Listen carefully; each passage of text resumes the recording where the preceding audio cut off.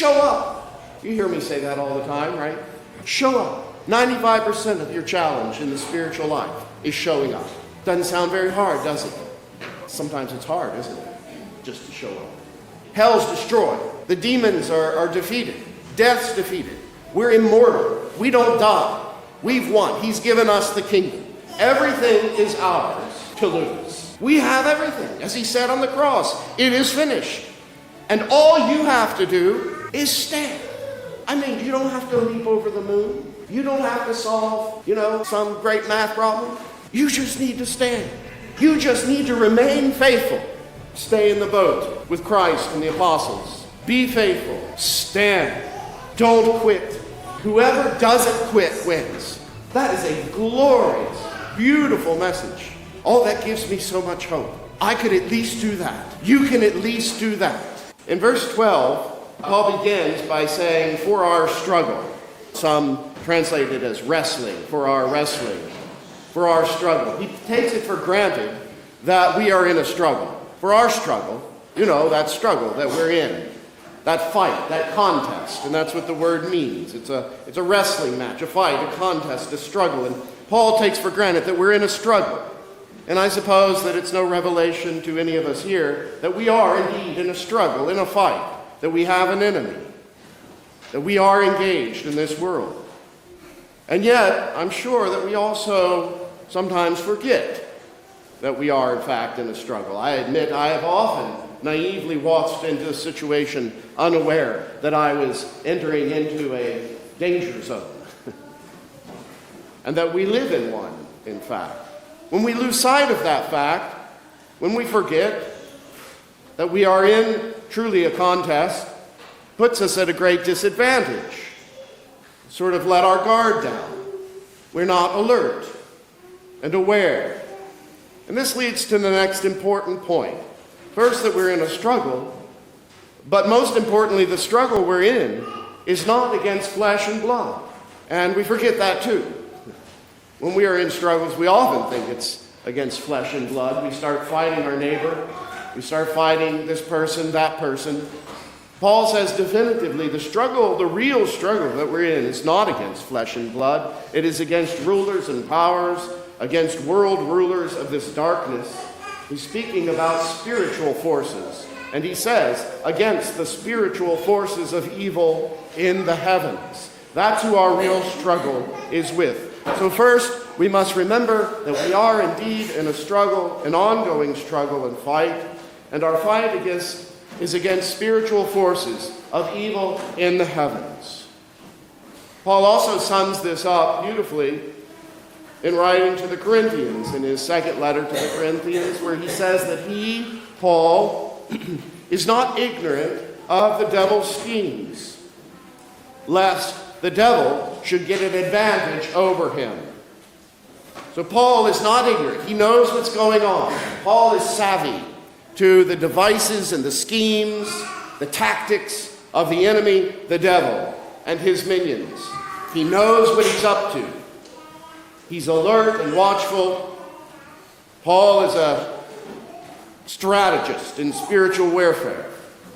And because of this, he's able to effectually defend himself and those who are entrusted to him. If we're in the same struggle, we have to ask ourselves, are we on our guard? Are we watchful? Nepsis, are we alert, aware? The Desert Fathers, they were the professionals at this, and they taught us how to do this. They talked to us about this all the time, how important it is. St. Paul says to take every thought captive. And we know that most spiritual warfare begins in the mind with thoughts, intrusive thoughts, vain imaginations, false accusations, false assumptions, thoughts of bitterness and unforgiveness, thoughts of wrath and slander. Are we watching our thoughts? Are we controlling our tongue and our speech? You can set an entire forest ablaze with one word. Like a fire, our speech can destroy so very easily. Are we forgiving as we have been forgiven? Do we easily make false assumptions of people? You know, if you're going to make any kind of an assumption, just assume the best of somebody, even if it's not true. You'll be better off. Just assume the best. All right, that piece of advice was worth what you paid for the sermon today, right there. Nothing else needs to be said. We are constantly assuming the worst of people, and we're usually wrong anyway. Leads to all kinds of problems. These are all tricks of the enemy. Despair, giving in to despair. I'm going to sound like Dr. Phil for a moment. Happiness is a choice. Didn't your mother ever tell you, put a smile on your face, you'll feel better? It's true. Your happiness and joy is a choice. It's not dependent upon your circumstances. All these things the devil does, causing us to entertain temptation, pulling the flame close. He has all these devices, these strategies, these techniques. And Paul is encouraging us in this passage that we must be on our guard, that we must be circumspect and we must be watchful. It's very helpful to know also that there are times when we need to be even more alert, okay? And these are times when we are maybe more susceptible to the devil's schemes. And this stuff may have nothing to do with your own personal responsibility. It's not like you did anything wrong, necessarily. But there are times when we are in a weakened state. We're compromised. And it's very helpful to know that. Like when you're tired, when you're sick, when you're under a lot of pressure at school, at work, for various things. These kinds of times and seasons in our life, which are quite frequent, often put us in a compromised state. And we need to recognize that we're more susceptible, and we need to be even more alert in those times. All right, much more could be gleaned from this passage, but as I said, I'm interested really in one primary point this morning. St. Paul, in his admonishment, he begins, the very beginning, the verse, he says, be strengthened in the Lord and in the strength of his power. Clothe yourself with the armor of God. So his intent is for us to be strong in the divine power of God by clothing ourselves in the armor of God. Why? He's going to tell us. So that. It's the so that I'm concerned about this morning, that I want us to focus our attention. The why. We're putting the armor on to be strengthened in divine power. Why? What's the goal? To be clothed in this divine power by the armor of God. So that you may be able to stand. So that you may be able to stand against the schemes of the devil.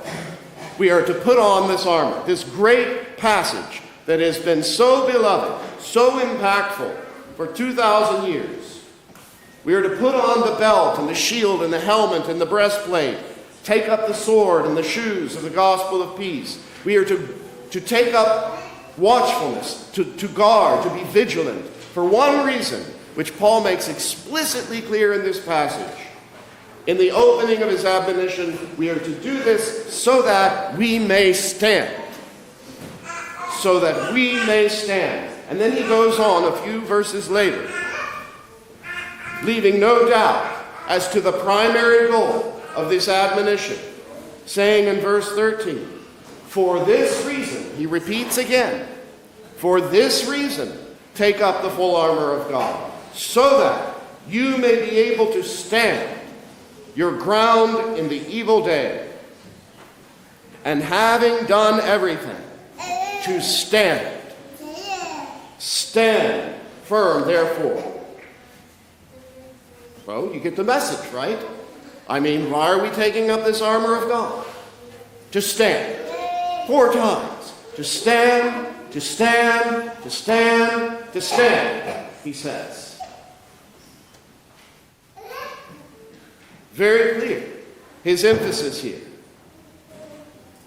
Now, in this conflict, this wrestling match that we're in, if you read this carefully, despite the shoes, which we use to walk, and despite the sword, which can be used as a weapon of offense, but also of defense, the posture of the combatant here, you and I, in this struggle, is clearly defensive.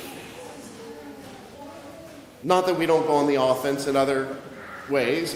That's a whole different thing. But here, the context of this, it is clearly defensive. We are standing. We are withstanding the fiery darts. We are on guard. We are being watchful. We're on the defense. Now, why? Why is that clearly the posture in this fight? It is not because the devil has us on our heels. It's not because, we're backing up. He's coming after us, and he's got us on our heels in a retreat or defensive posture, because in that sense. No, it's very clear why we're in a defensive posture. Because we've already won. We're done. It's ours. The kingdom is ours. The devil's defeated. Hell's destroyed. The demons are defeated. Death's defeated. We're immortal. We don't die. We've won. He's given us the kingdom. Everything is ours to lose. That's the theme. That's the message here. It's a glorious message. It should fill us with a sense of great strength and courage and joy and even triumphalism in a good way. We have everything. As he said on the cross, it is finished. And all you have to do is stand. You don't have to leap over the moon. You don't have to solve, some great math problem. You just need to stand. You just need to remain faithful. That's the message here. Basically, show up. You hear me say that all the time, right? Show up. 95% of your challenge in the spiritual life is showing up. Showing up. Doesn't sound very hard, does it? Sometimes it's hard, isn't it? Just to show up. Stay in the boat with Christ and the apostles. Show up. Stay in the boat. Be faithful. Stand. Don't quit. Whoever doesn't quit wins. That's the message here. That's the whole point. Whoever doesn't quit wins. That is a glorious, beautiful message. Oh, that gives me so much hope. I could at least do that. You can at least do that. All you have to do is be a little bit savvy. Just a little bit. Just enough to know that when Satan whispers something in your ear that's really stupid, not to believe it. Or when some temptation's coming, to just walk away. Or when you think about saying something to your significant other, keep your mouth shut. Yeah. Your goal, children, I know your mother told you never to use the word stupid, or maybe not to call somebody stupid. But the word is in the dictionary, and it's Bishop Thomas's favorite word. And so, listen to your mother. Don't say stupid, because you're going to get in trouble with her. But I'm just letting you know it's okay for me to say it. There is an appropriate word used for the word, and I'm going to use it right now. This is all you have to do to stand. Don't be stupid. That's the bar. That's the bar for you. But it's hard sometimes. It's really, really hard. I can tell you, I'm 57 and I've lived with myself for 57 years. And I've been pastoring for almost 40 years. So I've been living with all you, too, for many years. It doesn't seem that hard, but it is kind of hard not to be stupid. But you don't have to be, because you have the mind of Christ and the Spirit of God. We can stand and we can claim our prize. If we fall down, we're going to fall down. What happens? What do you do if you fall down? You just get up. You just get up. We don't run off. If you're having problems, if you're doubting, if you're struggling, first of all, don't read a book by Bertrand Russell.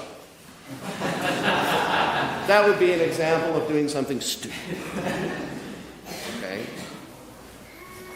Stay away from certain internet activity. If you're having struggles with your faith, don't read a book by Bertrand Russell. And don't head for that door, head for this door. It's very, very simple. If I say something to offend you, come talk to me. That's not stupid. Be smart. That's smart. If somebody else says something to you, do the right thing. If you don't do the right thing, you open a crack in the door for the devil to get his foot in. And you don't have to be like super intelligent or spiritual to just avoid those kinds of things. And I'll close with this. I happened to glance at our offertory sentence, and I thought, that's interesting. That's just like out of the blue there, Job.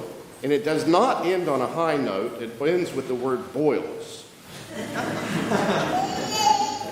not exactly uplifting way to end one of our sentences, boils.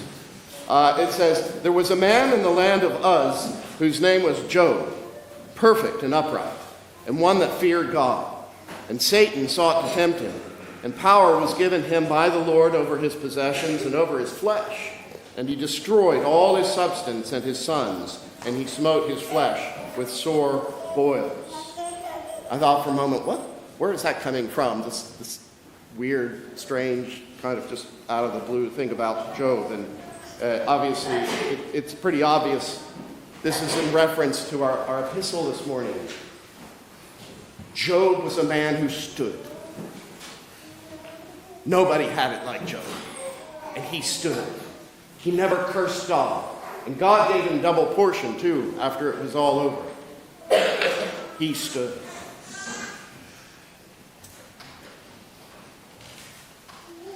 In the name of the Father, and of the Son, and of the Holy Spirit.